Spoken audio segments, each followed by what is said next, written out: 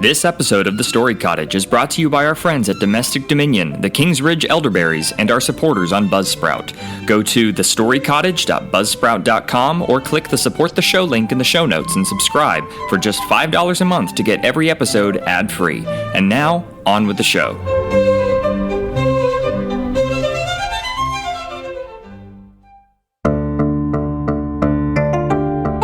Fairy tales, folklore, myths, and legends. Why do children need them? Why do nations and peoples create them? Who knows? Maybe some of them are real. Maybe some are merely imaginative. Is there a hidden wisdom worth finding in these tall tales? Proverbs 1:5-6 says, "Let the wise hear and increase in learning, and the one who understands obtain guidance, to understand a proverb and a saying, the words of the wise and their riddles." We're your hosts, Jerry and Amy Davidson. Welcome to the Story Cottage. Please step inside.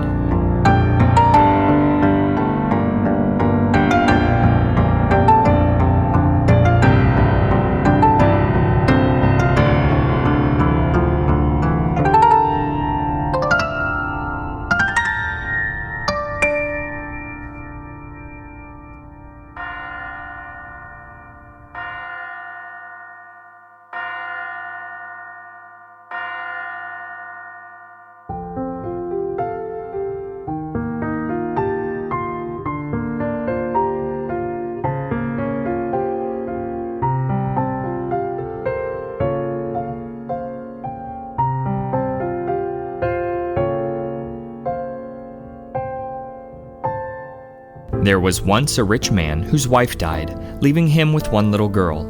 After some years, hoping to give his child a mother's love and care, he married again, this time a widow, with 2 grown-up daughters.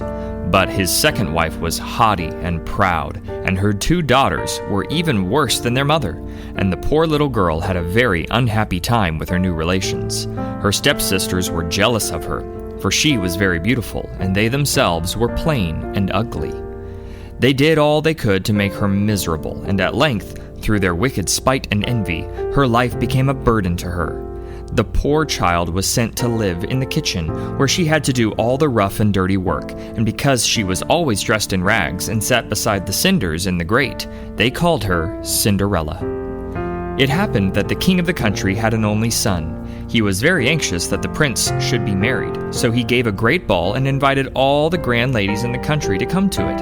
It was to be a very splendid affair, lasting for 3 nights, and people were very eager to be invited to it, for it was known that the prince would choose his bride from among the ladies present. Cinderella's sisters received invitations, and from the day they arrived they talked of nothing but of what they should wear, for each of them secretly hoped that she would be chosen as the prince's bride. When the great day came at last, they began to dress for the ball directly after breakfast. Cinderella had to help them, and they kept her busy all day long doing their hair and running messages and helping them to lace up their fine dresses.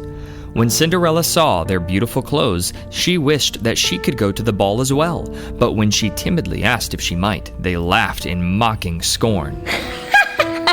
"You go to a ball?" they cried. "What would you do at the ball with your rags and tatters and your dirty face? No, Cinderella.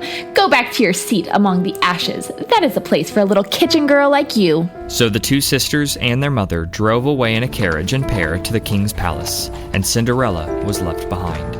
She sat down on the hearth before the kitchen fire and began to cry softly to herself because she felt so very lonely and miserable. As she sat there in the dusk, with the firelight dancing over her and her face buried in her hands, she heard a voice calling, "Cinderella! Cinderella!" And with a start, she looked up to see who it could be. There on the hearth in front of her stood an old woman leaning upon a stick. She was dressed in a long red cloak, and she wore high-heeled shoes and a tall black hat. Where she had come from, Cinderella could not imagine. She certainly had not come in through the door, nor yet through the window, for both were shut. Cinderella was so surprised to see her that she stopped crying and stared at her in astonishment. "What are you crying for?" asked the old woman. "Because my mother and sisters have gone to the ball and I'm left here all alone," said Cinderella. "Do you want to go to the ball too?" said the old lady. "Yes, but it is no good. I have nothing but rags to wear," sobbed poor Cinderella.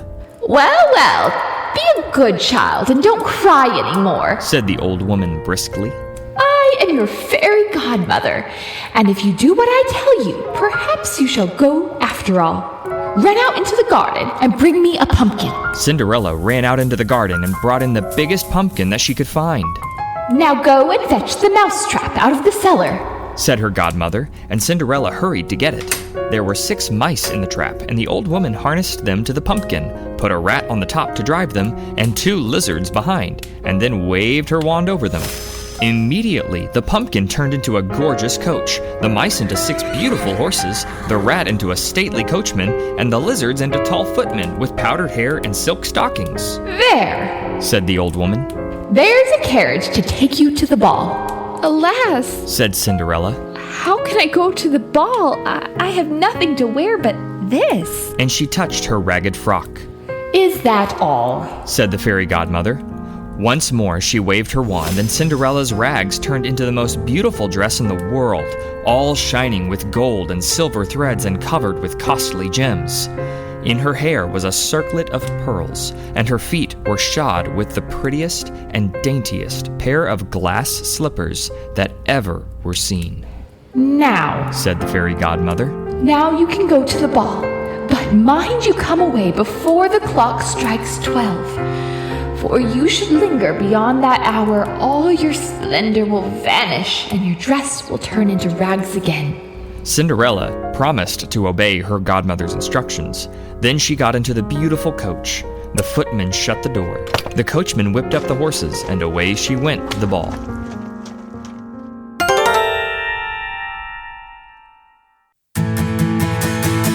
Tired of evil fairies using cold and flu season to turn you and your children into ogres every year? Yeah, me too. This cold and flu season, fortify your defenses naturally with the King's Ridge elderberry syrup and elderberry products. They grow the freshest elderberries on their Indiana farm, hand-pick and cold-press them into the tastiest syrup around.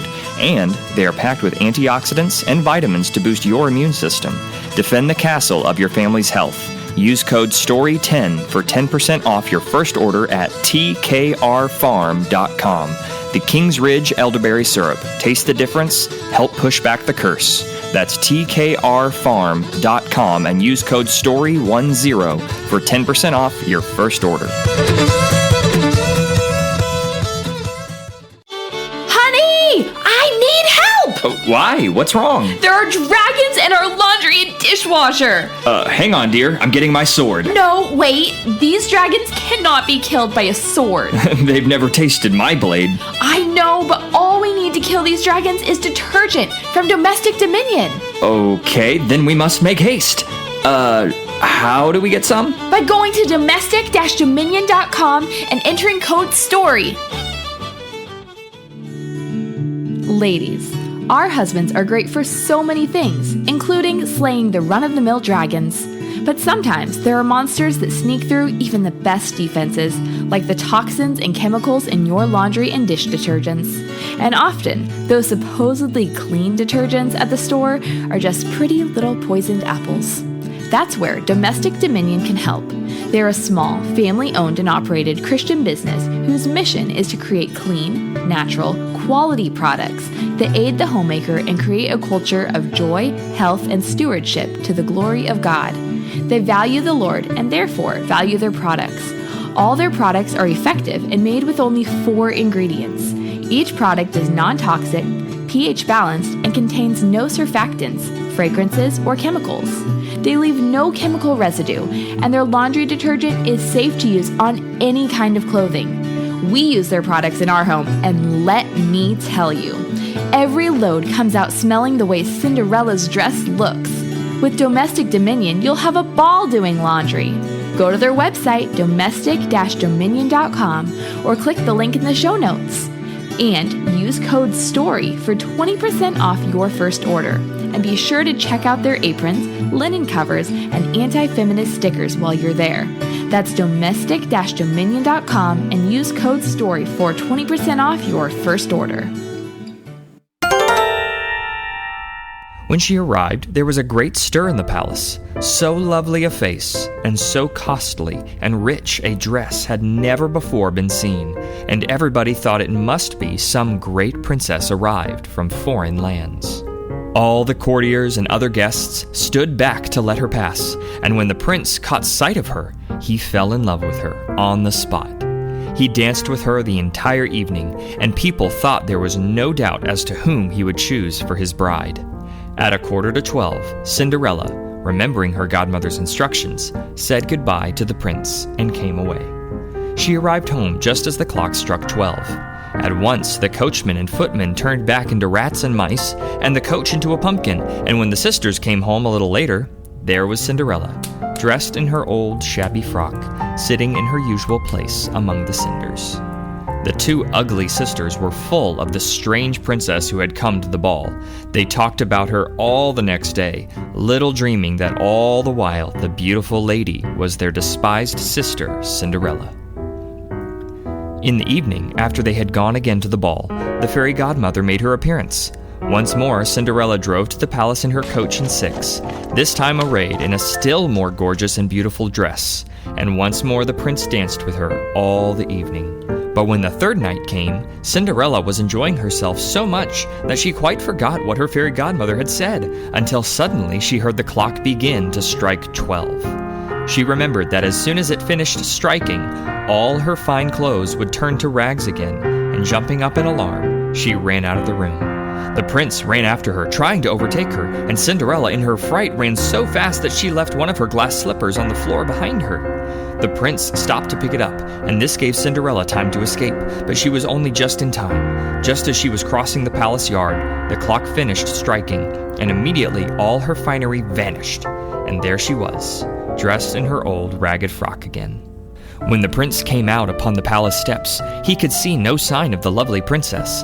The guards at the gate told him that nobody at all had passed that way except a little ragged kitchen maid, and the prince had to go back to the ball with only a little glass slipper to remind him of the beautiful lady with whom he was so desperately in love.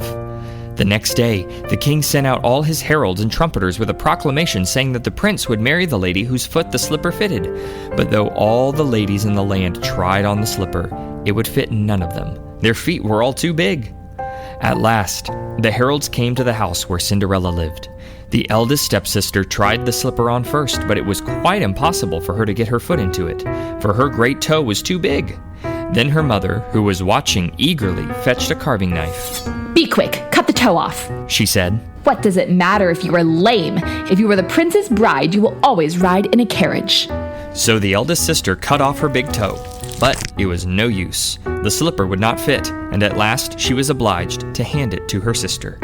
But the other sister had no better luck. She did indeed get her toes inside, but her foot was much too long and her heel stuck out behind.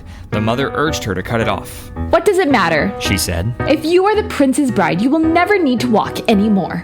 But although she cut her heel off, the slipper was still too small, and at length she too had to give up the attempt to force her foot into it.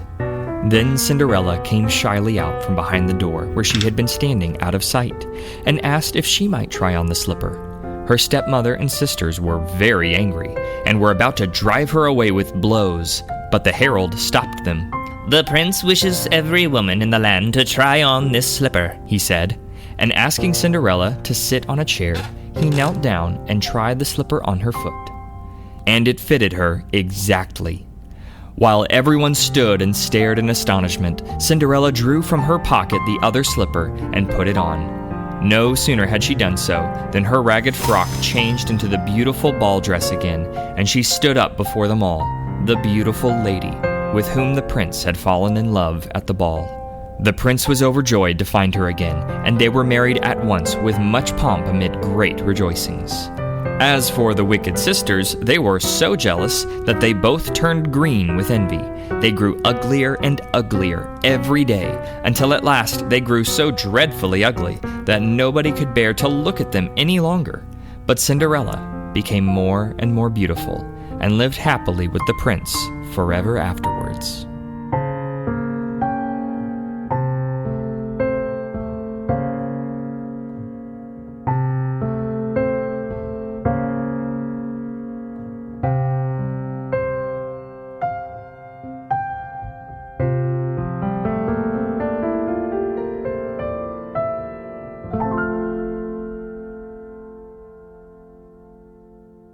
All right, welcome back from the ball. Welcome back to the Story Cottage. Hope you enjoyed that. All right, first question. What sort of values do we see in the characters in this story? Well, Cinderella values a chance at a full life. She has been robbed of this by her stepmother and stepsisters, who are tyrants in the home. Next, the stepsisters and stepmother value their own status and attention, just like the sisters in Beauty and the Beast. However, their obsession with their status goes further than simply hating Cinderella. They become so obsessed that they are willing to permanently hurt themselves in order to get what they want.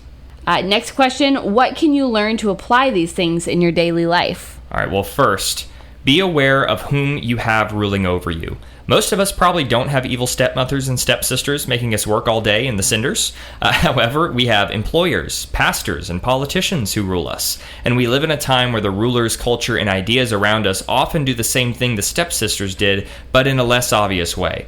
As you look around, you'll see and hear a lot of different ideas and rules about how to live, how to be a Christian, how to date, how to marry, how to be a parent, or even just how to be a man or a woman. Only a full life is one lived under the only perfect ruler ever, Christ. So listen to what he has to say to you through the Bible and place yourself under courageous and godly rulers in the church, your life, your city, and your country. Also, surround yourself with wise and godly men and women who can give you practical advice for how to live a full and godly life day to day. Yeah. Lastly, it's important to know what sin does to you. Sin makes you an ugly person to be around. The pride and haughtiness of the stepmother and stepsisters leads them to do horrible things to themselves. Disobeying God and thinking of yourself a lot darkens your mind and can fool you into thinking that something that is harmful to you is actually good. Yeah, and God says through the Apostle Paul in Romans 1:28, "And since they did not see fit to acknowledge God, God gave them up to a debased mind to do what ought not to be done." If we stay prideful, disobey God, and dishonor our parents, we will get dumber and dumber in our sin in ways that hurt others and ourselves more and more. So, humble yourself, love and obey God, and honor your fathers and mothers. You'll live a full life if you do. Thank you guys so much for listening to this episode of the Story Cottage. Thank y'all, and we'll see you next time. Toodaloo. Thank you for joining us here at the Story Cottage. If you liked what you heard, smash that follow button and leave us a 5-star review. It tremendously helps with the algorithms so folks like you can find us.